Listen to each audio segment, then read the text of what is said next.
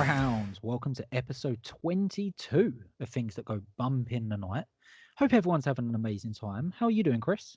Yeah, man, I'm really good. I can't believe we're at 22. I know, 22 episodes. We started this just as kind of like a little bit like everyone. Everyone started a podcast in Mm, lockdown, right? And like I get it, it's just to pass the time. But me and you kind of started this, and I started the other one with Michael, just because these are conversations we have anyway, right? mm. So why not just record it and put it out there and see if other people are interested. Yeah, but the fact that we're at 22 episodes, we kept it going, and we've got a few listeners out there. Yeah, it's pretty cool, I mean, actually. it's incredible. I mean, if you asked me off the top of my head, I would have said, I don't know, Yeah, 10. 10. Yeah, That's we'll it's probably do 10. incredible. Yeah, we're doing really, really well, man. And I tell you what, there's a few things in this show which this is what I like about it, because everything in this show we've previously touched on at some point. So Yeah, it's yeah, really yeah. nice to kind of like see how stuff develops, and I think that's what I'm really enjoying about this. What But I yeah, thought was really cool was, I think it was yesterday. I saw something and I said, "Look, we got to discuss this today," and you were like, "Well, yeah, obviously." oh yeah, And yeah, yeah. you'd seen it too at the same time. Of course. Yeah, exactly. So, right off the top, for anyone out there that's been listening for a good couple of months now, you will know that there is one film I have been banging on about more than any other film, probably a film called Violation. Now, this debuted this time last year, basically. It debuted, or earlier, it debuted at the Sundance Film Festival, Hmm. or actually the TIFF Film Festival, Sundance Film Festival, and then South by Southwest. So, this has been on the festival circuit for a while, but it is just now hit Shudder. And off the Yes, top, yep. I am gonna say actually a little caveat there, because I had to sign up for Shudder a second time because my Shudder subscription is through Amazon Prime, and for whatever reason, this film isn't available via the Amazon Prime / Shudder app. Really? Yeah, so That's I strange. noticed. Yeah, I noticed it. It went on Thursday, right? It went on Shudder Thursday. I noticed it went on Yeah. there Thursday, but I thought, well, I'm not watching it till Friday night anyway, so that's fine. We're discussing it at a weekend, so it's fine. I've got a day for it to pop up or whatever. Went on Friday, wasn't on there. I went on Shudder's Twitter account, and there was actually a few people saying this, saying like, where is it on Prime? Why is it not on Prime? Don't know. There's no real answer apart from it's not coming on the Prime version yet. So I waited to see this so much that I just signed up for a free trial via their website, and then stringed it through my laptop just to watch it. But yeah, I thought that was a little bit weird. So Yeah, that is weird. That is if weird. you're a Shudder subscriber via Amazon like I am, and this hasn't popped up for you, yeah, I don't really know what the reason is, but it isn't. But apparently it is coming at a later date. However, I did watch it. You did watch it. Mm. Straight away, I've got to say that hand on heart, I can't say I enjoyed it. I didn't enjoy it. Yeah. Um, Yeah.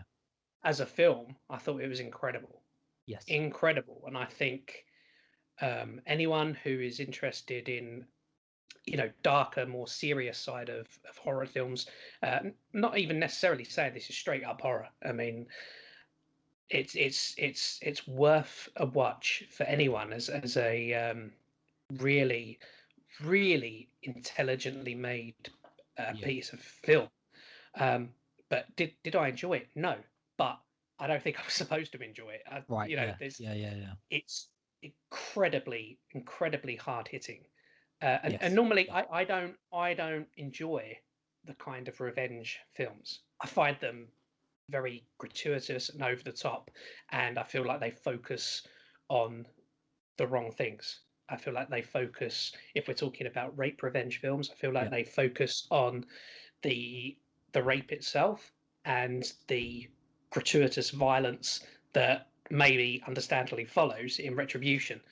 However, in this film, it's so well done. It's so realistic, so real. You don't focus on either of those things, really. You focus on her and her feelings and how she's dealing with it, how she's Yeah. responding to it. Yeah. I Agreed. think it's Yeah. incredible, absolutely incredible. Yeah. Yeah. This did not disappoint me in any way, shape, or form. It actually exceeded my expectations because it went away. I didn't expect it to go right. You touched on rape revenge films, right? We're Mm. we're all Yep, aware of rape revenge films. I Spit on Your Grave, Last yep, House on the Left. yep. Um, MFA, a film I brought up recently that's also on Shudder. They all follow a certain pattern, as in you have a character who is very, very innocent and not flawed in nearly any way. Mm. Something very, very horrible happens to her, then she gets her revenge. Right? They're basically all set up like that, you know, and some people love them films, some people hate them films. I don't think there's any right or wrong way to react to them films. One of the things I don't like that you see a lot at the minute is where you have films like Violation, or you have films like Promising Young Woman out at the minute, or even I Spit on Your Grave or anything like that. And you have sexual abuse survivors that identify with them films and can take something out of it. Not all survivors, but some do. But you have other people almost telling them they shouldn't be allowed to react like that because it's glorifying, which is completely missing the point, right? It's you also don't know why that story is being told. That could be someone's escape from something they've gone through themselves, or someone they know has gone through. This Violation is actually, it really dives into that, because one of the directors, Madeline Sims Hewitt, is also the main character. She's incredible. Yeah, really? She is absolutely incredible. But here's what I really like. This surprised me, and I really liked about this film.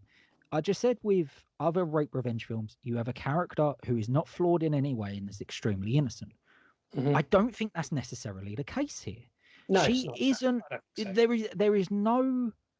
There is no question of what happens to her at the hands of her childhood best friend is horrible and is unforgivable and is disgusting. There's no question around that. I don't think the directors leave that open to interpretation. I think that's quite a closed book on this is a horrible thing that she experiences. However, very differently to other films, she isn't painted as completely innocent or not flawed herself. No. She's quite a flawed character. And I don't want to get into too many spoilers out there, because this is a very new film, so some of you might not have watched it yet, especially for the reasons I said with the Prime stuff. But the revenge in which she partakes in is extremely graphic and is extremely over the top and very, very well thought out. Now, in terms of the timeline in the film, it's almost thought out more. She's almost spent more time thinking about what she's going to do than the time she would have had. So what I'm getting at is, has she already thought about how she would commit that act and get away with that act? Yeah. Because she's prepared. She's already prepared. I was thinking the same thing. I was thinking, mate, she has done her research. Right, exactly. But in terms of the time frame with the film, she wouldn't have had time to do all that research. Well, is she already thinking about doing something like that? Yeah, I mean, I got really confused with the time frames of the film, and I think I was supposed to. I kind of feel like the film jumped around a lot to different points in time that all fairly close to the event itself, so you couldn't really tell convincingly whether it was the same time before or after. And what do you think the reason for that was?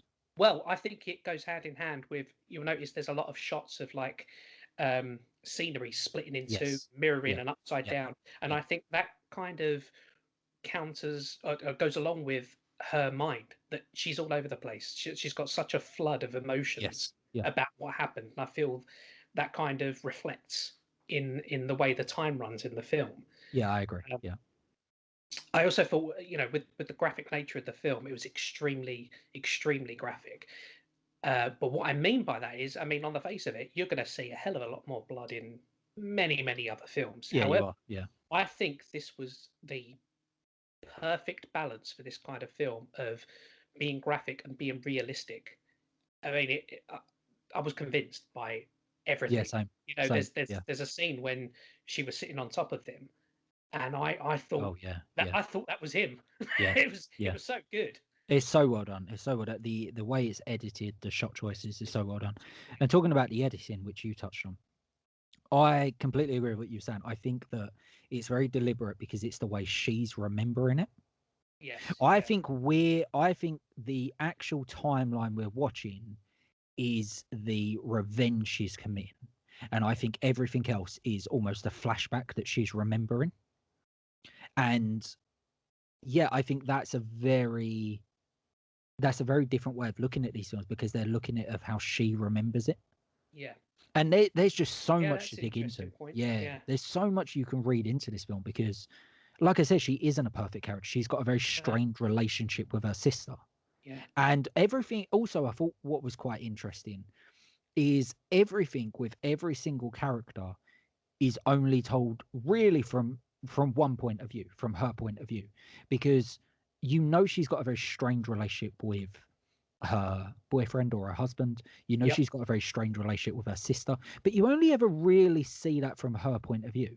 You don't really know what happened between her and her sister. You don't know why her sister basically moved to the other side of the world.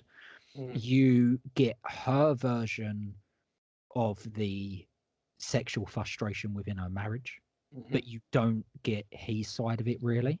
And you see his reaction to it a little bit later in the film. Mm. And if I'm not mistaken, you don't ever see him ever again. You don't. No, you don't. So After that point. it's almost, again, it's almost like that's just her side of that. And then it's, Yep. one of the best quotes I saw on Twitter about this was, it's a film that tells the story of how bad things also happen to bad people. Yeah, that's interesting. Yeah, That's and interesting there's no right or wrong because it's in. clear that the relationship between her and her sister is incredibly fragile. Yes. Yeah. Something Yeah. happened. Yeah. Yeah. And I should clarify, when I say there's no right and wrong, I don't mean that referring to the sexual abuse. I mean as in, because of, it's almost, the question is asked because of what Mm. happens. Does it justify what she then does following that? And I think that's a very risky question to ask, Mm. especially in this day and age. But I think it's even more powerful for that. Yeah, and I mean, I also think I think it's very, very clear what happened from the viewer's perspective. But I do wonder if there's any weight in the argument. Did he view it like that? So we know how she viewed it, Yeah, and we know how we view it. But I do wonder, did he view it like that? yeah. I think that's one of the most powerful point of views in this film. Mm. Is there is just so much to dig into, and Mm. I mean, I suspect it's he so probably incredible. does. I suspect he probably does. I mean, it's difficult to talk about without giving too much away about the film, and I Yeah, absolutely yeah, don't want to do that because this is definitely one of those films you just got to go in. Don't Sometimes we have watch a film, we have breaks, make a coffee. You got to sit through it in one oh, go. you have to, yeah, you Um, have to, yeah, I just at points it gave me chills. At yeah, many points it made me incredibly uncomfortable, and I just loved how realistic everything seemed. Like these long sections of yeah, dialogue as well, but yeah, very natural yeah, but dialogue. And very at natural times, dialogue, yeah. at times I wondered, are they making it up as they go along? Well, Because and they because they're, genuinely seem like old friends and yeah, well, sisters. I And don't know if this worked on the level it worked for me, but because they're English as well, mm, that mm, really hit me, because it was a lot of what they were saying and a lot of the way they were talking. I'm like, oh, that's pretty fucking natural. That's, the way that she's going back and forth with her sister and a lot of the jokes they're having, stuff like that.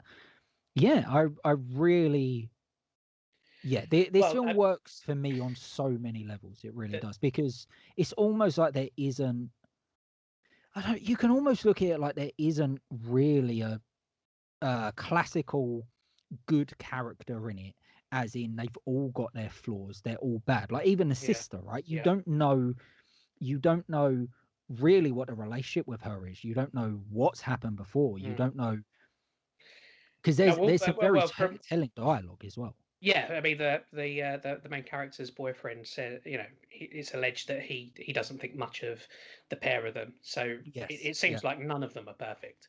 no, exactly. And the way there's, I can't remember exactly what the dialogue is, but there's a bit of dialogue between the sisters she's confiding in her, and she almost says something along the lines where, or she says something that makes you believe she's almost said something like this before, and that's why she doesn't believe her, because she's like, oh, you're doing this again, you're doing this again, you're going down this road again. Now, and the other thing is the filmmakers never dive into that deeper. So has she gone through something like this before, and that's why she's reacted in such a fashion to this one?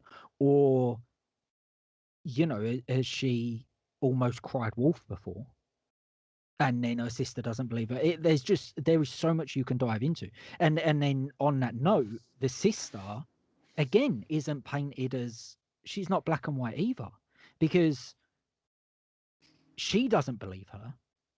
She doesn't believe her at all. She completely believes her husband, and then, or believes in her husband. Obviously, her husband doesn't say it. We don't ever see a conversation between them. But when her sisters confide in her, she completely stands on the side of her husband, completely dismisses her.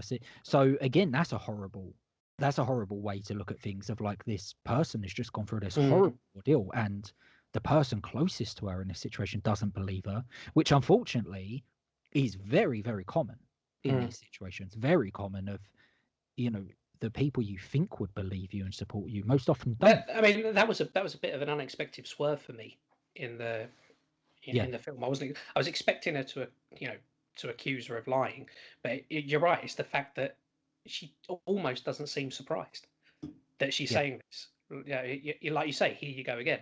Here you go again, yeah. And again, that's why it's so, the whole film is just in such a grey area with all of these characters, and you can just dive into this so much. Scott, I've got very little to criticize about it. Same. I struggle to think of anything that really grated with me, or I thought, well, that was rubbish. Same. Even like there's lots of imagery of like predator and prey all throughout the film, as well. See, that's again, that is something that really, really stuck with me, because we start the film like that. It was all the time. It was everywhere. Yeah, we literally start the film like that. So, what does that mean? What does how does that? Who's the, like, it's the, and this is literally, I've shot the film, so it's not giving anything away, but it's the wolf and the rabbit, right? So it's yeah. Wolf and the who's the rabbit, wolf and who's the rabbit in this story? That's spider and the glass, the spider right. and the fly. Yeah, there's so much imagery like that that makes you question, and again, it's questioning the, who is the bad person, who is Yeah, the good person. there's a kind of there's a running thing for it. I don't think I'm spoiling anything by saying this, but there's a spider that's being terrorized by her partner, Yes, and so the spider eats a fly. The spider is then terrorized by her partner, but she steps in and saves the fly. The spider. Does she save it, or is she entrapping it under that glass? Because when she comes back to it, exactly. it's almost half dead, like another character in the film that we shall Yes, say no more of. yeah, it's And there so, was, I don't know if you noticed this as well, but refreshing for this kind of film was that there was no physical exposure of the women in this. very It refreshing. it was all Very, him, very refreshing. and in a Yeah. very vulnerable way as well. Yes. And and again, this is the storyline, right? So I'm not giving anything away, but let's say the horrible event that does happen, the rape that does happen, the way in which that is shot and edited and presented is one of, I don't want to say best, that's a very odd word to use, but Most accurate. yeah, the We, way it's, because it's very much, it it's very seemed much real. from her point of view, but it's almost like, because it's all shot in multiple close-ups, it's almost exactly the points that she's feeling. Yeah.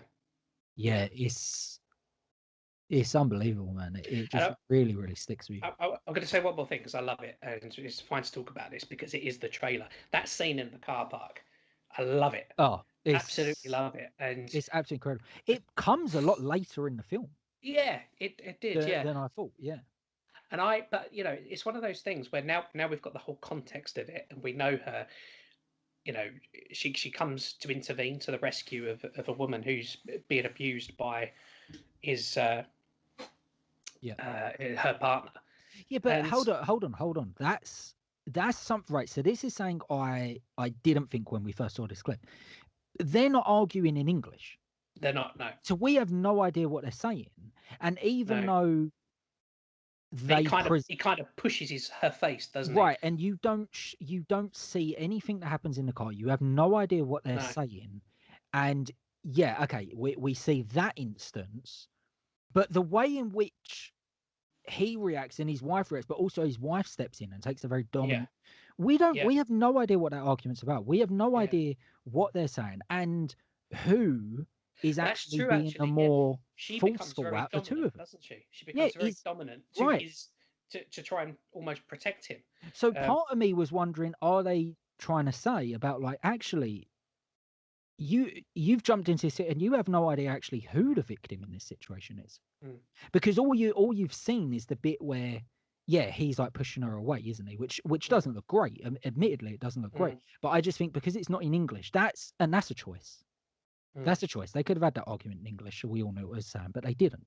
And I feel like that's a conscious choice, mm, because they're saying like you actually had no idea what this situation was or who mm, was the victim in the situation. mm. And also she didn't, for me, she was almost more concerned about, and this is what it, oh, okay, I don't know if this is, no, this isn't a spoiler because it just refers to dialogue, but her sister says something to her previously, right, about where you didn't actually care about my feelings. You were more concerned with being the white knight. And Yep. literally the same fucking thing plays out. It's almost like she doesn't care about the woman in that situation as much as she cares about standing up to that guy. I didn't think of that. That's very true. Yeah. Yeah. And I feel like because there's lots of stuff like that. There's lots of like callbacks to stuff. And for me, that's how that played out. That was the callback to that. This is a very strange thing because you may disagree on the second part of this, but I feel like it's a film that would benefit greatly from another much closer watch. However, it's not one I'm keen to watch again Yeah. for a while. Yeah. For a while. I agree. Yeah. It is one of those films that it definitely, you'll definitely get something out of it, and I think it will become clearer the more you watch it. But going in for multiple watches, yeah, that's going to be fucking difficult. That's gonna be hard. Mm. But yeah, it's an incredible piece, man. It's a really really incredible I mean, piece of this work. is. I mean, she's with a directing partner, isn't she? And I Yes, think yeah, this film is fairly early in their career, isn't it? I yeah. I think it think is. this I think is they've done their, quite a few shorts and things. yes. But I think this is relatively I their mean, debut feature. In fact, if this is the standard that they're knocking out, I mean, I'm blown away. Really, really blown away. they're incredible. Everyone in this film's incredible. The acting is incredible. The direction is incredible. The cinematography is gorgeous. It's really really beautiful. Sound design, score, everything. It just, it's such a well put together piece. You know, Yeah, yeah, yeah. it just, you can see why. You know, when the official trailer for this dropped, I said this got the holy trinity of film festivals because it got TIFF, Sundance, and South by Southwest. Very very few films do that. I now understand why this did. Yes, I yes. now understand why it got the Holy Trinity, because why wouldn't you program this? Why wouldn't you want an audience to see this? Uh, I really, honestly, I've really got nothing bad to say about it. I No, think no, it's. yeah, I'm reluctant to say perfect, but for the subject matter that it deals with, I yeah. struggle to see how anyone could ever do it any better. I think it's such an evolution of the subgenre Yeah, yeah. as well. It like up until recently, you know, films like that MFA, which I think is a very very good film. I highly recommend it, but it does follow the same formula Mm. nearly all of them have. This is vastly different. It is a real, I think this is a real turning point in that subgenre. I really, really do. And I think we're going to get more of these films because, especially now, because we can finally, the industry and society as a whole is accepting, especially women's voices in this idea of rape revenge films and telling their stories. And if we can give voices to guys like this that have something incredible to say, like something that you can really, really sink your teeth into and, really makes you question what you've watched. Yeah, it's such a powerful film. Such a powerful film. It really, really is. Yeah, I mean, like you said, it's hard to say. There's so much. There's so much we could talk about with It this really film. is. It's just, yeah. it's just everyone just go and watch it. Just go and Yeah, watch that's this where film. we leave it. Yeah, everyone go and watch it. For me, 5 out of 5. Really is. And I Yeah, don't, no, no, me, me too. Chris. I don't Absolutely. give 5 out of 5s very often, but 5 out of 5. It is. Yeah, It is. yeah. All right, sir. Let's move on because, like you said, we can talk about that every day. And yeah, please do go and watch it. But obviously, what the way I will end it is, from the synopsis what it's about. You can probably gather that it is very graphic in areas, and trigger warning for any of you out there that may have experienced any form of sexual assault. It may be a little hard to watch in that area, but But particularly for the yes, realism as well. I yes, think exactly, yeah. there's So nothing. yeah, so I just want to throw that on the back end of that, and then let us know if you have seen it. If you haven't, if you have a vastly different opinion to us, let us know. I really, really would love to talk to as many people about this film as possible. Yeah, definitely. All right, dude. Moving on to, you touched on this at the top of the show. You said that you saw something that you were like, we have to talk about this. And I was like, Yeah. yes, we have to talk about it. It is the trailer for In the Earth. So go on, sir, introduce this one. Well, I mean, from Ben Wheatley, who is rapidly becoming a real name for these kind of genre films, uh, filmed in England, High Rise, associate producer on In Fabric, very, very, very talented filmmaker. Reunited with Reece Shearsmith in this as well for a field in England.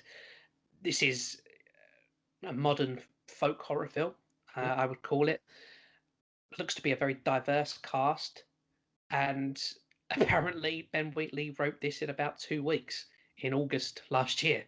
Yeah, they shot this in It's lockdown, didn't it looks phenomenal, and as as we were discussing off air, how this isn't an A24 film, which I kind of feel like is becoming the benchmark in presentation, which is good because I love the way they do things.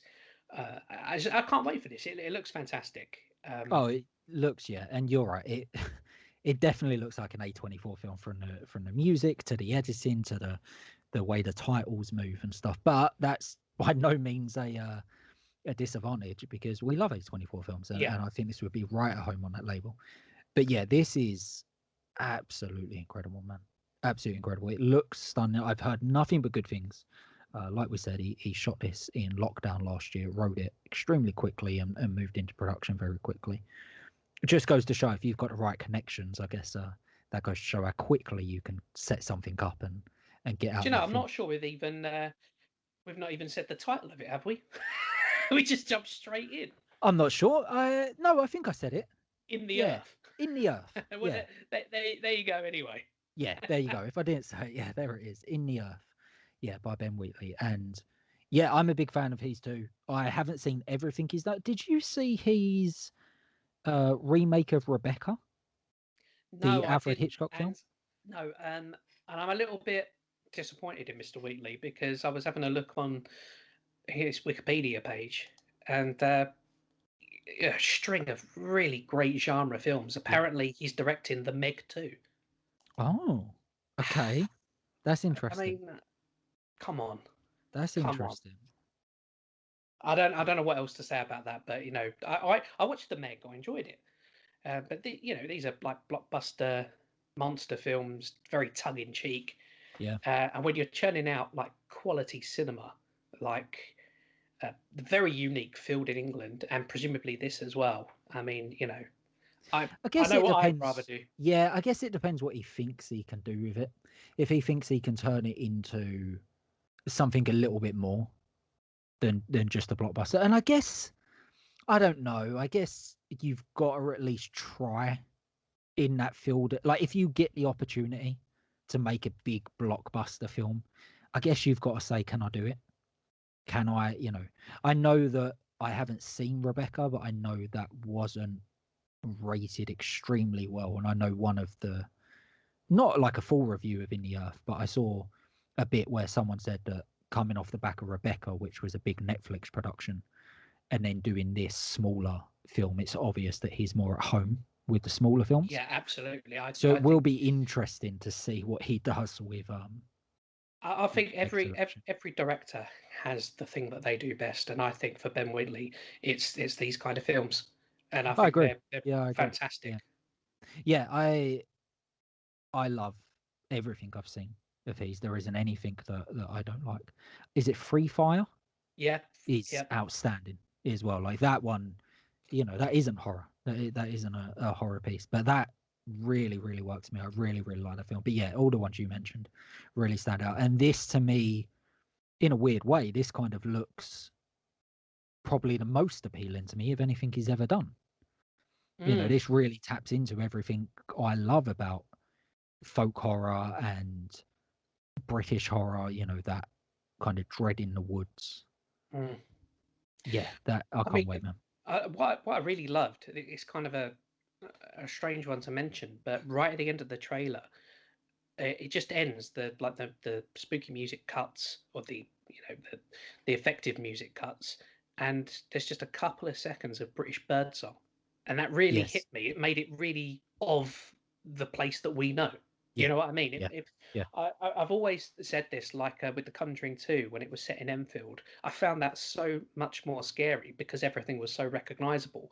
Well, yeah, it's more relatable, isn't it? You Yeah, you put yeah. your set you can put yourself there a lot easier, and I think it's nice seeing, for us a lot of these big American films, but when it feels like it's in your own backyard, Mm, it does relate to you. That's why I absolutely adored Saint Maud, mm.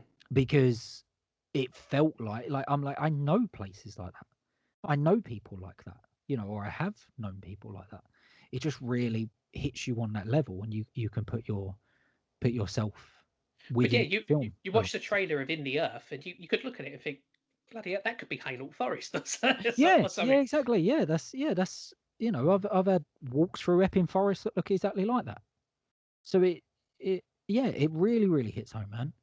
I can't wait for this. I think this is, yeah, gonna really, really work for me and you. People that really like folk horror, like British horror, like stuff that's kind of based in legends and myth, and yeah. I Mm. like the fact that it's bang up to date as well, because it's much easier to do British folk horror in the past, because for our American listeners and elsewhere, the geography of Britain is that we don't have the huge expanses of Yeah, untouched wilderness. I mean, we did a long yeah, time a ago, but very long time. now, unless you're like in the wilds of Scotland or something, Yeah, you're going to be hard pressed to get really seriously lost.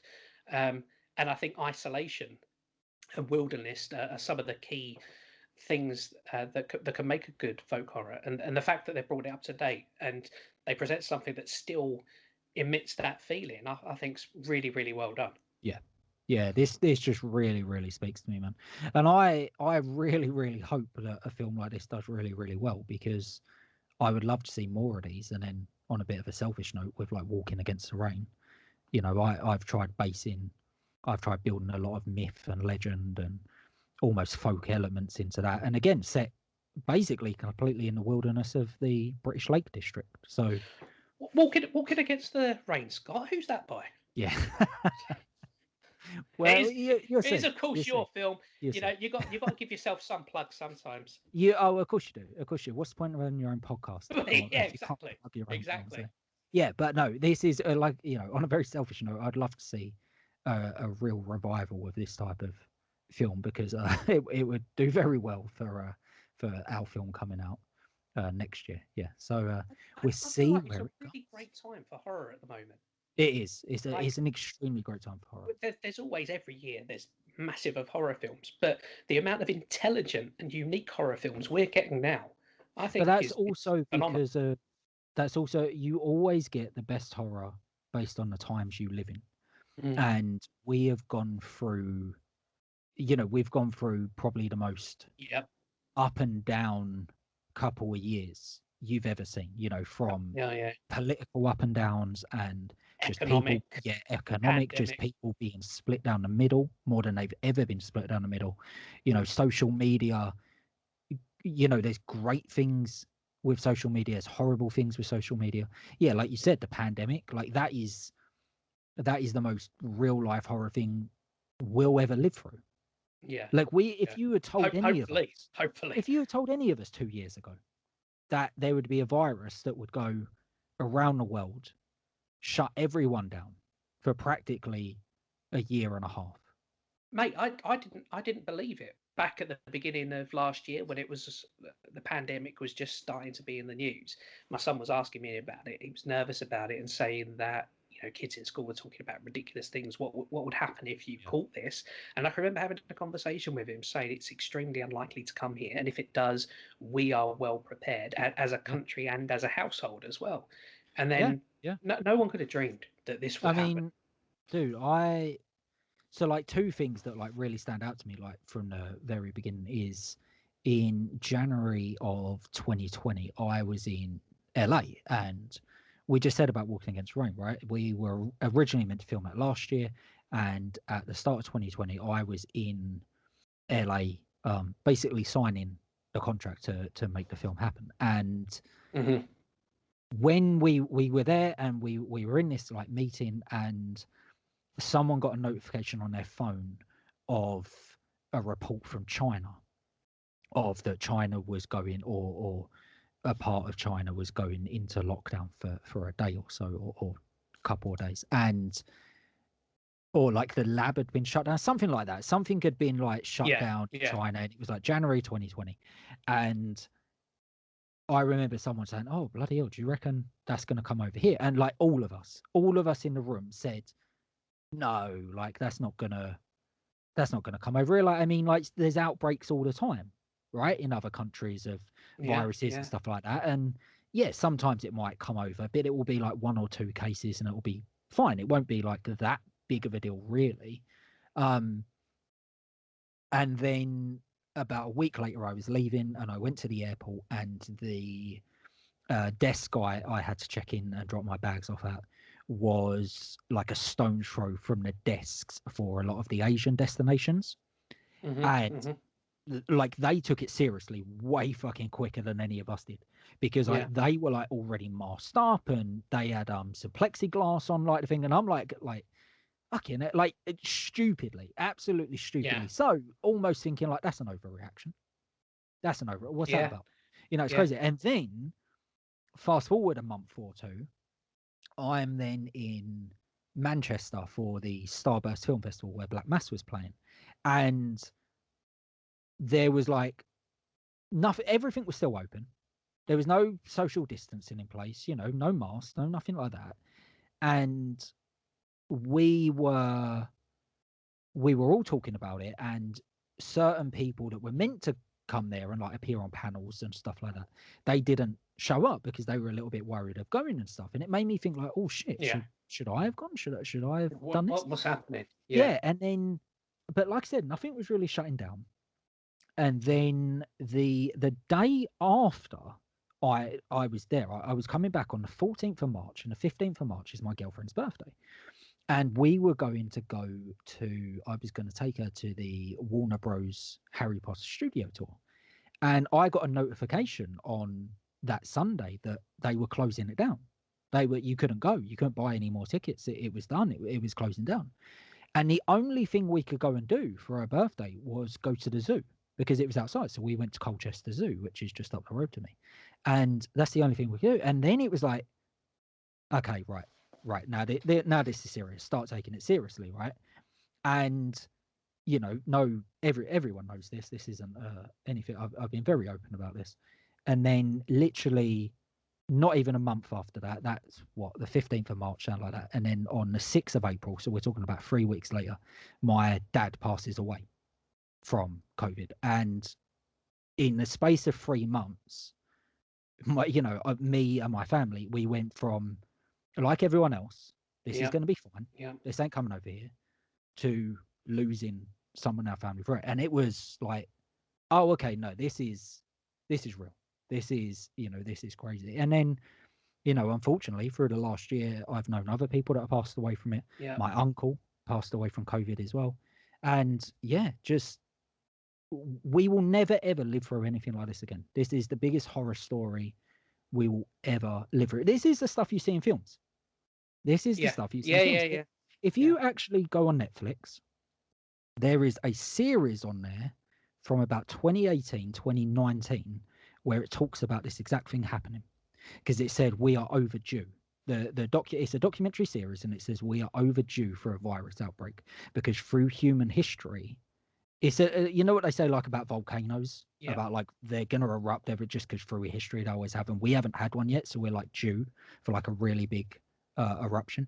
The same thing with viruses. We haven't had a worldwide virus outbreak since the Spanish flu, so we were overdue, and this was like 2018, 2019. So you could say arguably some people knew it was coming, but Yeah. Yeah. yeah, I mean, it absolutely crazy. It's just no one saw this coming. No one realistically. I mean, you probably do have some people in office somewhere, and some people, scientists somewhere that were saying, yeah, we're overdue for this. But did they really, really, really think it was going to happen? Man, it's absolutely incredible that we experienced something like this. We'll never experience anything like this ever again. But we'll get through the other side, and Oh then yeah. all I can say is I hope that history learns from what has happened, and that we are. I believe that the vast majority of people, particularly in Western countries, were quite complacent at the beginning, in myself Oh, included, definitely, in definitely. thinking, well, these kind of Asian flus happen all the time. They, and they're always talked about, and they never really hit us. And then you know what? It Well, did hard. the governments were too. Like, the Yeah. governments were, they were Oh yeah. so, none of us took it seriously. None of us did. Not to the extent we should have. Like, when it was, not only when we heard about it, but when it started coming into our country. No one was taking it as seriously as they should have. Like, probably the one country you can really look at. I mean, there's a couple, but the one country you can really, really hold up and say, oh, they did, was New Zealand. Yeah. And that's why New Zealand have, for the most part, been absolutely fine. Going about their business like it's normal, because they took it really, really seriously at the start. But yeah, man, if you want to talk about like real horror, you sound about In the That's Earth the being like up reality, to isn't it? date. That's the Yeah. reality, yeah, man. Well, I That's believe in the Earth involves some kind of a virus as Oh, it well. does. Yeah. That's they've worked that into the story. Mm. So yeah, dude, let's rounding that off, back to In the Earth. Yeah, that's that's kind of where we went with that. But I can't wait for it. I can't wait to see what they do with it. And like you said, it's very modern, very up to date. Yeah, And I do absolutely. think they're going to tie that into it. And I think that's really going to, I think that might actually hit home a little bit more, right? Because we've lived through stuff like that now. So, Yeah, I mean, potentially it could be the kind of film that history will look back and say it really reflected the times. oh, yeah, 100%, man. Yeah, without a doubt. All right, dude. Changing tune a little bit from the more serious subject matter of a violation and in the slash the COVID outbreak, we are now moving to the fun. Yeah, it's fun. It's fun. American Horror Story. We've touched on this before. American Horror Story season 10 is on the way, and we now know that it is officially titled Double Feature, and will revolve around two different horror stories, one titled One by the Sea, and the second titled One by the Sand. Hmm. What do you think of this? I'm nervous. I'm nervous about it Okay, because interesting. I kind of feel like they've had 9 series that have people have their favourites and ones that they don't like so much, but the formula hasn't really strayed. Hasn't changed, And no. it's been incredibly successful. This sounds like it's really mixing it up. And it depends how they do it. Are they going to be running at the same time, or is it going to be like first half one, second half the other, crashing into each other at the end? I don't know, but I worry because I think that they're messing with a very successful formula. By all means, try something new. But just from the sounds of what it is, it concerns me how they're going to pull it off. And also that, because we're going to talk about something else in a minute as well, Ryan Murphy is incredibly busy as well. Oh yeah, yeah. Is this the right time to be trying mixing with a very successful formula? I don't know. I hope it is. I hope it does very well. But I have reservations. I do. And if I'm going to be perfectly blunt, I think the title's really boring. Oh, okay. There, I said Interesting. it. You said it. You said it. All right. This is Because I was expecting, from what we was talking before, I was expecting it to be genuinely either American Horror Story dentist or American Horror Story contortionist, based on just little yeah. snippets we've had in before. When it was American Story double feature, unless they make it about the cinema industry, it sounds a bit of a boring title. I'm on the complete other side of this. I really You like you this. love it. Yeah, I really like it. I love a good double feature. As I think I've mentioned before, I really, really did grow up. I didn't grow up in the age of like going to watch double features at the cinema, Grindhouse. but way before that. So like I had around about where my parents live, there is a little video store called Flickr Videos. And I used to go in there with my dad, and they would sell old VHS double features of horror films. And this is how I watched a lot of horror films growing up. And yeah, so I love a double feature, man. I was well into the grindhouse stuff and the midnight movie stuff before, Tarantino and Rodriguez brought it back. So this does speak to me, but also you saying about the formula of American Horror Story, Mm-hmm. I'm glad they're changing it up, because even though I haven't seen season 9 yet, but I've seen all the other 8, and though I've enjoyed, some more than others, I do feel like it's got a little bit stale. I feel like Yeah. it's yeah, it's just the same formula. And for Ryan Murphy, you saying about we're going to talk about Ryan Murphy, let's talk about Ratch, right? Yeah.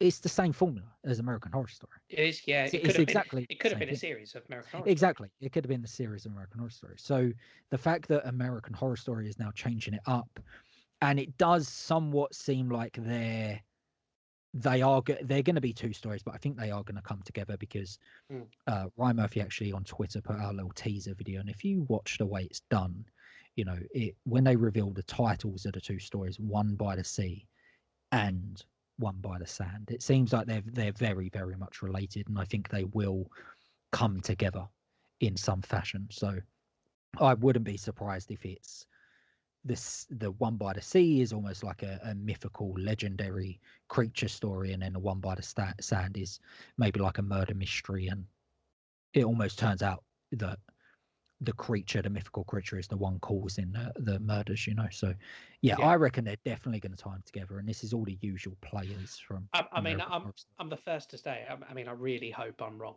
and my doubts are misplaced, and I really hope it's a success. But Yeah, same. I have my worries. Yeah, I mean, I get you, man. I hear where you're coming from. I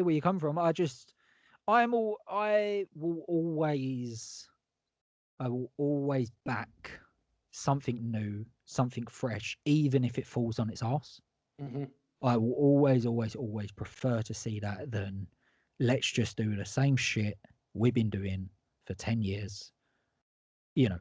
Go for it. Do something different. I And I mean, think American Horror Stories actually earned that, to be honest. genuinely, the most exciting thing for me in this is that Macaulay Culkin's going to be in it. Oh, hell yeah. Hell yeah, man. The cast is incredible. Yeah, I because mean, you've got A lot of the originals are there, aren't they? Yes, yeah, yeah. Well, a lot of the originals, like Evan Peters, that's been there from the start, but also people that have come up through the later seasons, like Billy Lloyd and Finn Whitrock. So it's nice to Kathy see. Bates from the Oh, middle. Kathy Bates is back. I mean, can't go wrong Out, with out, Kathy Bates. out of interest, what was your favourite series? Oh, um, good question. I'm not saying it's my favourite, so I'm Okay, going back on that already, but I really enjoyed Cult. I thought Evan Peters was Colt really was good. good. Colt was good. I see. I go to. I don't know off the top of my head. I want to say Coven. For some, Yeah, I really good. like Coven, man. I love the way like they changed it up, and I love a good witch story. Murder House. Yeah, Emma Roberts is incredible as well, so I think she's really good in that. Yeah, Murder I House, know you weren't so brilliant. keen on the one that was like the. Ray and Oak, Yeah, yeah, no, yeah, Ray and Oak just didn't. I really, really appreciate what I was trying to do with it. It yeah. just, for me personally, it just fell a little short. Yeah, I But quite like Freak Show. but I then think it tapered off towards the end, but couldn't Freak you Show. argue that Roanoke was the first one where they tried something different to the formula, Oh, and 100%. that Yeah, could have been a 100%. driving force Yeah. in why it maybe wasn't so good. 100%. Yeah. Yeah. Like I said, I'll always appreciate it, man. I never shit on anyone for trying something different, even if it Yeah, doesn't work out. yeah. I mean, I Hotel, I liked liked. it. I liked it. There's some I like more than others. There's not been Same. a series where Yeah. I thought, no, I did not like that at all. I think Ryan Murphy's very talented with a very Very talented talented. Yeah. cast. Very talented. Yeah. Um, I'm disappointed that we've not got Angela Bassett back. Yeah. I wonder if she will pop up, but not as a regular during the season. Maybe, Maybe a maybe. little cameo. We'll see. All right, dude. You touched on it. We are coming on to another Ryan Murphy show because, there's Ryan Murphy just doesn't sleep and doesn't stop, apparently, Yeah, and he just constantly is producing stuff. I mean, the man must be absolutely made of money, but hey, look, he works bloody hard. deserves it. Deserves Oh it. yeah, he's putting out more content than Especially, anyone else. it's one thing to churn stuff out, but to churn stuff out high quality is something completely different. Yes, yeah. So what we are talking about is Evan Peters has been cast to play Jeffrey Dahmer in Ryan Murphy's Monster. Now, this is part of Ryan Murphy's overall deal with Netflix. We Yeah. obviously have Ratched and or Ratchet. We've got Monster, and then yeah, I believe he's got a few other shows on there actually. He's got one called Hollywood actually that I haven't watched. But yeah, so Evan Peters playing Jeffrey Dahmer. What do you think? Well, fantastic. I mean, uh, true crime is an incredibly popular uh, genre. What I found particularly interesting about this, I mean, Evan Peters is fantastic. The range of different characters he can play is really good. So, um, maybe I would have rather seen someone else, just Yeah. because to give someone else a chance. But no problem at all with him being in it because he is really good. What really hooked me on this is two things. I like the fact that it's a 10 episode series that spans 4 decades of his life. So that's very interesting. It'll be interesting to see how they manage to age Evan Peters as well, whether they do it effectively. But what I think is the most interesting thing about it is this is not focusing on his crimes necessarily, although I'm sure they'll be in it. This is focusing on all the times he could have been arrested and wasn't. Yes. Yeah. I really like the idea for the story. Yeah. I am always a little bit, I don't know, like the Jeffrey Dahmer story, we've seen it a few times, and my worry with this stuff is not focusing on the victims enough, Hmm. almost making him too much of a cult hero, like a Yeah. lot of serial killers are made out to be. But if we're talking about what we know, I think Evan Peters is a great choice. I agree. Maybe it would have been good to see someone else in the lead role. Just to he picks great people. He works with brilliant casts, Yeah. and even brings up people who you're maybe not expecting to see anymore. Like in Ratchet, you saw forgive me, I can't remember his name. The guy who played Jeffrey from Fresh Prince. That Yes. was an Yeah. absolute delight to see him back in it. And I just think this is a good opportunity to give someone else a bit of limelight. to give them a push and to say, here we go, this is your Yeah. time to shine. Yeah.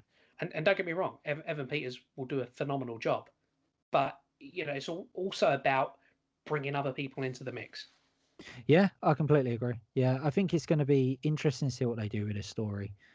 And yeah, see where this goes, man. There ain't too much we can say about this. The one thing I will say, kind of spinning off of this a little bit, is we're saying about other actors playing that role and given the opportunity. Have you seen the film My Friend Dahmer? No. Which is about a young Jeffrey Dahmer, where he is played by an actor called Ross Lynch, who most people will probably know from the Sabrina Netflix series. But he's incredible. Oh, okay. Who is he? Yeah. Who is he? He is what's her main love interest? Classic love interest. Harvey. Harvey. Yeah. Harvey Kinkle. Yeah, Harvey Kinkle. Yeah, the guy that plays him, actor called Ross Lynch. He plays Jeffrey Dahmer in a film called My Friend Dahmer, which if you haven't seen, track it down. It's very, very good. That does look at Dahmer, but it looks at him from a younger point of view and how he probably got to where he got to, So yeah, that's definitely an interesting take on it. So yeah, man. I mean, look, don't get me wrong, I will be watching it. Yeah, definitely. There's no doubt about that. Yeah, definitely. And I should say, I did say that, my only worry with stuff like this is how they portray the victims in these films or these series. Yeah. And apparently, as has been said, this apparently is being told from the victim's point of view in a lot of it. So I don't know. I don't know. We'll have to see, man.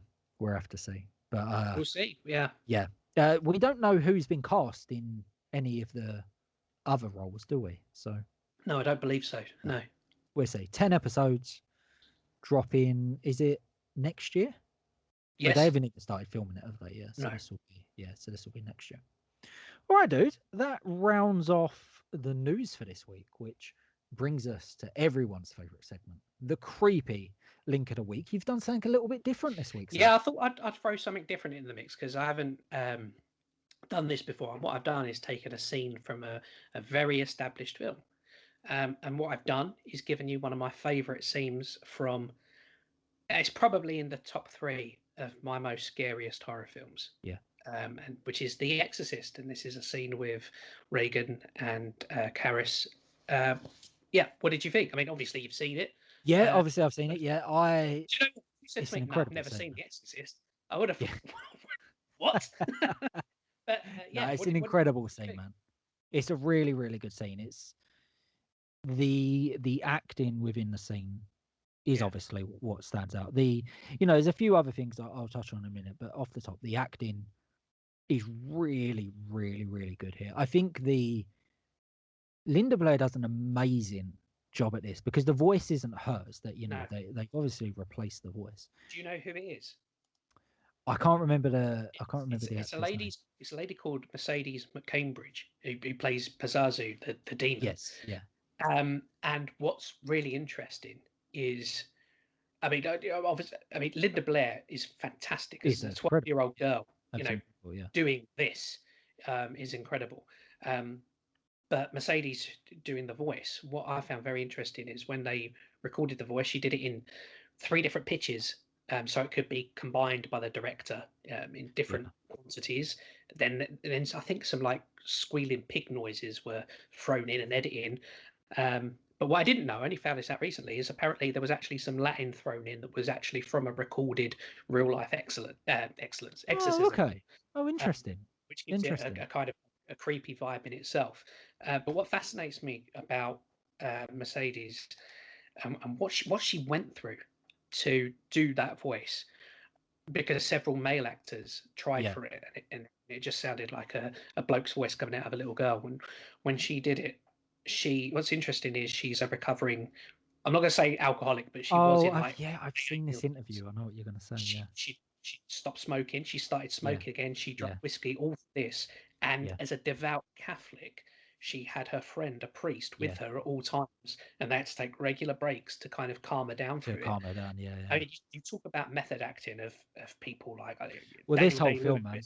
This whole film, the way they made this film you wouldn't be able to make this film today. You No. wouldn't. Like the director would be in jail for some of the shit. I mean, look, Linda Blair. I mean, I've never seen an interview to say that she has huge regrets about the film or anything like that, or that No, she was no, treated badly. But what I will say is this, and I wouldn't ever want to see a child uh, doing this, because often when you see a child in horror films, it's edited to a way where you can see, well, the child's probably not the actually child. seen Yeah, yeah, anything. yeah, yeah. I know my son's been in stuff where it looks like he's seen something, but he hasn't. He's not even been He on set. hasn't. Yeah, Same point. yeah, But Linda Blair is absolutely in the thick of this, and she handles it with such maturity. yeah. I agree. It's incredible. The shit the cast were put through. The poor mum. Some of the stuff she was put through. There's the famous one about the where she gets like thrown against the wall. So what she had like a harness on her and stuff, Yeah. and like they would do it, but the director wasn't happy with how hard she was being thrown back. So Mm. he got, a bunch of the grips to just really, really pull on Yeah. that rope and pull her back. And, she nearly broke her back. Mm. I think she had she had back problems forever after the film because of that stuff. And there's like the things of him like shooting guns in the air to get Mm. people scared and shit. Yeah, man, fucking crazy stuff. Yeah. But if we get back to the clip, The thing that I actually love about this clip is it's one of the rarer instances when Karras is actually having a dialogue with the entity. There's much in the film of it, freaking out and doing horrible things, and saying nasty things. But this is just a kind of peers on the same level, yes, yeah, talking it out. Let her go. I don't want to. And all this kind of thing. The drawer opens, do it again, no, do it again, no, just a conversation. And I really like that about it. I think it demonstrates, as you say, the acting of both of them.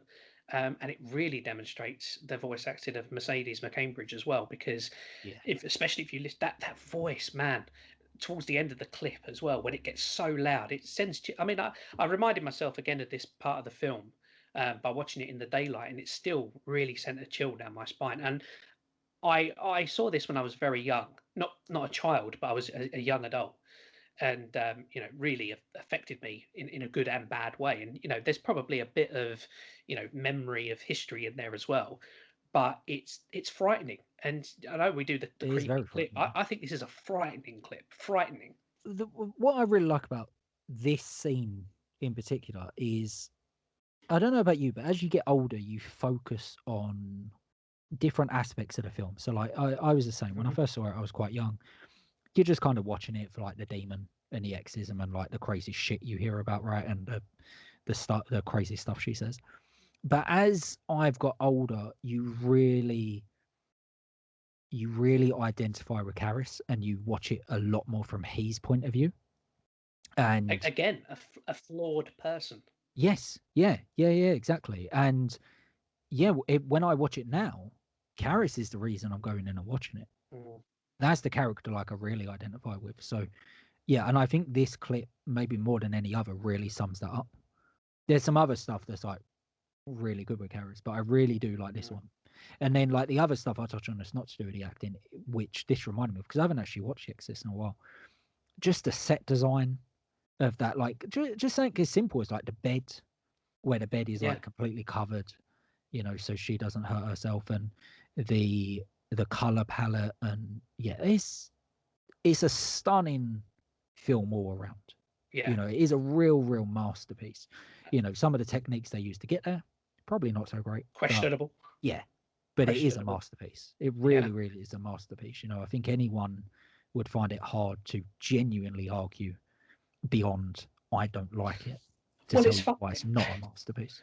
It's funny because I can remember I'd watched it a few because I love this film, and I'd watched it a few times. I can remember I put it on at my mum's house. It was really late, and my aunt and my cousins like to stay up late, and they were over. This was a long time ago, and me and my aunt had both seen it, and my two cousins who were like 1 year older, 1 year younger than me, they hadn't seen it, and we were all sitting there watching it, and me and my aunt, we're knowing what's coming, Of and course. they were laughing at it. They thought, "Oh, this is boring. This is ridiculous." And then that first moment, and bear in mind these are adult cousins, the first moment when that voice comes out of her, they Yeah. screamed and hid under the blanket they Yeah. were holding on Yeah. the sofa. It's terrifying. A really disturbing, terrifying film, but brilliant. Yeah. Brilliant. I think when I was younger, I knew a lot of people that, had seen it and, laughed it off and stuff like that. But I think Really? that, well, yeah, because I think it's almost because you're too immature to Yeah, really maybe. understand it and to Yeah, really understand the horror. So you're not mature enough to process what the real that's horror interesting. Yeah. in the piece is. So you are just laughing at um the possession and stuff like that. But I think as you get older, as you mature in yourself and your whatever your beliefs are, and then especially if you have children as well, Mm. then you see the real horror. Then you can really identify with the characters. This isn't, more so than maybe any other horror film we've ever spoke about, this isn't a horror film for young people. No. You would need a very mature young person to really identify with this. I certainly, as I've got older, I've always enjoyed it, and I've always got something from it. But as I've got older, I've certainly got more out of it. I've certainly like I said, when I was younger, I watched it for the possession. Now I watch it for Karis Yeah. and his journey. Yeah, that's That, really yeah. interesting. Yeah. So I that's the way I look at it. Let's not assume though that everyone who's listening has seen The Exorcist. If you haven't, it's okay. Of course it is. Yeah. Correct it though, Yeah. and get it watched. Of course it is. Yeah, if you haven't seen it, you were probably too busy watching other stuff, and that's fine too.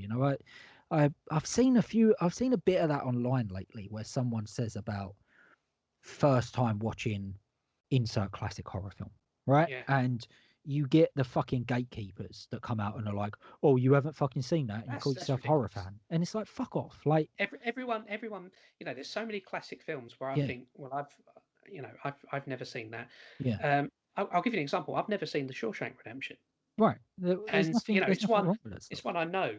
It's reportedly a fantastic film, and I really want to watch it. But Christ, for whatever reason, I just ain't Yeah, got round to yeah, it. yeah. And why, like, in whose fucking mind considers themselves a film fan or a horror film fan, and then puts people down and gets enjoyment out of putting people down when they Yeah, I hate haven't that. seen a classic, when really you should be getting enjoyment out of the idea that new fans are discovering these old classics, right? Like, I've never understood that meta. I mean, the fucking other side of this channel is a classic horror podcast that is all Mhm. designed around me introducing Michael to all these classic horror films I love that he's seen a couple of them.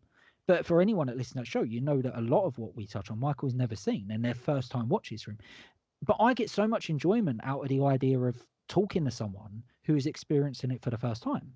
Mm. And Michael will be the first to admit that, like, classic horror was a little bit of a blind spot for him. Mhm. But introduce it. Everyone introduces us to Did shit you? like that. Everyone opens our minds up to new stuff.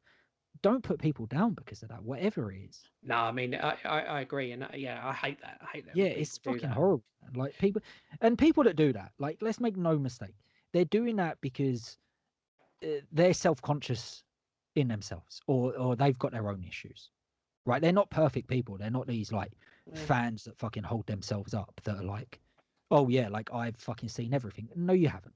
Like, you haven't. No one has.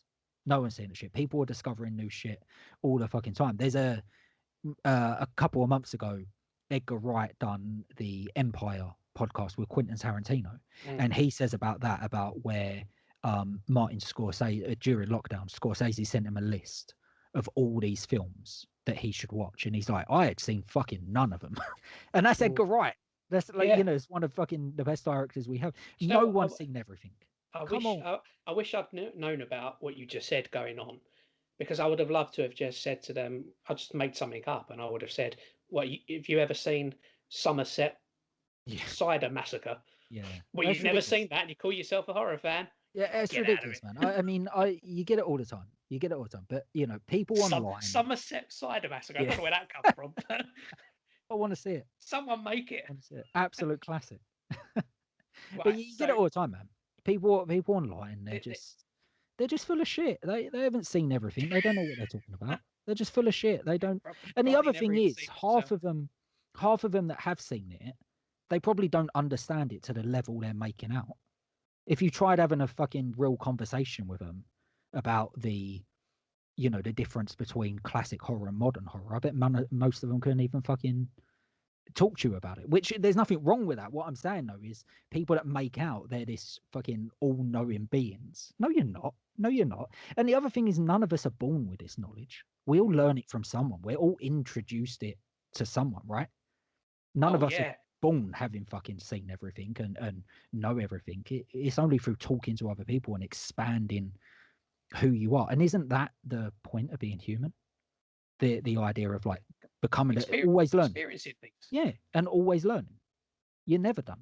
You're never done. You should always learn, always open yourselves up to new stuff. So yeah, a little bit of a tangent there, but I mean that people, man. That sounds like a bit of a profound way to end, Scott. It's a very profound way to end. It's human condition to always learn.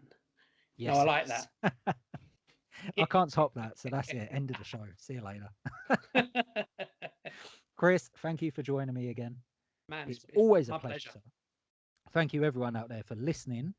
And yeah, I'll continue to put this up on YouTube, but we are now available wherever you want to get your podcast. So if you just want the audio version without some images to go along with it, yeah, we're available everywhere now. So go and listen wherever you want to. As always, thank you so much for joining us. And until next week, Horror Hounds, stay very, very safe.